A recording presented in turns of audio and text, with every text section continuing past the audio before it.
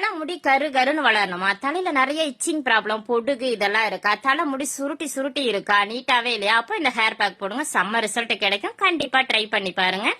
10 வெங்காயம், சின்ன வெங்காயம் தோலை உரிச்சிட்டு தண்ணியில போட்டு வச்சிருக்கோம். ஒரு ஃபுல் கத்தாடியை நல்லா கட் பண்ணிட்டு ஒரு 5-6 தண்ணி போட்டு நல்லா கழுவிட்டு ஒரு மிக்சி ஜார்ல நம்ம உரிச்சு வச்ச வெங்காயம், கத்தாடியோட ஜெல்லு, 1 ஸ்பூனு கரிஞ்சீரகம் போட்டு நல்லா நைஸா அரைச்சி ஒரு ஜாடி வச்சு வடிகட்டிக்கலாம்.